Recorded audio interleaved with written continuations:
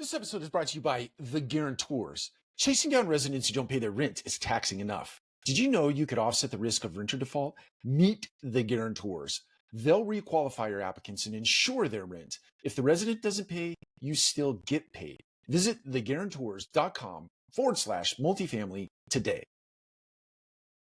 Let's talk about managing to the minors. I think sometimes, potentially a lot of times in our multifamily management world, we tend to lean toward what the minority interest is. And I don't mean minorities, but race and things of that nature. I just mean a very small percentage of the population, be it from a resident perspective or from a prospect perspective or even from a team member perspective.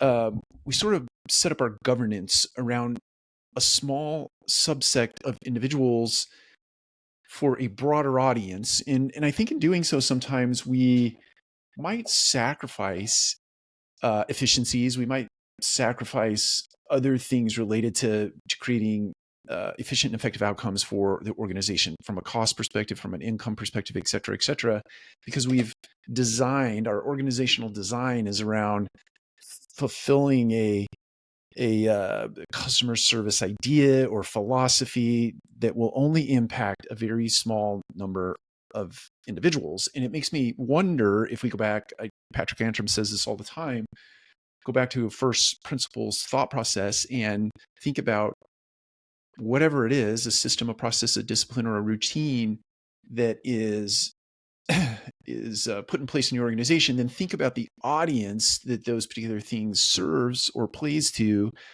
and then really go through the thought exercise of trying to understand or discern how many people do we actually satisfy with this particular thing, this process or system.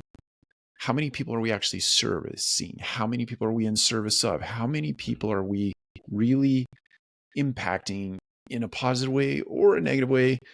Hopefully a positive way.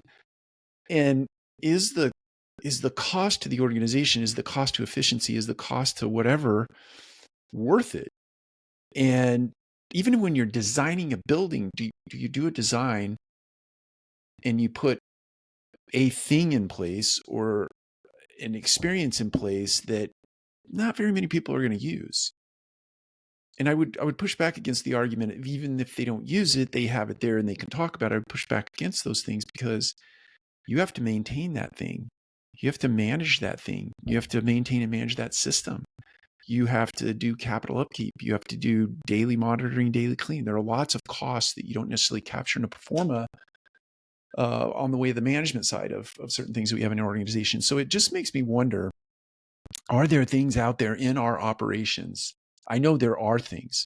Are we willing to identify those things? And are we willing to have real conversation around potentially doing some experiments and not putting those things in place or taking things away, understanding that you have turnover in your building, you have turnover in your employee system, your employees in your organization, your team members in your organization. And at some point, that's old news, right? That thing you took out of the system, even if a small minority of people like that thing, at some point it's yesterday's news, and the news cycle anymore is 3 to 5 seconds, it seems like, and it doesn't really impact your organization in any way, except potentially a real cost savings.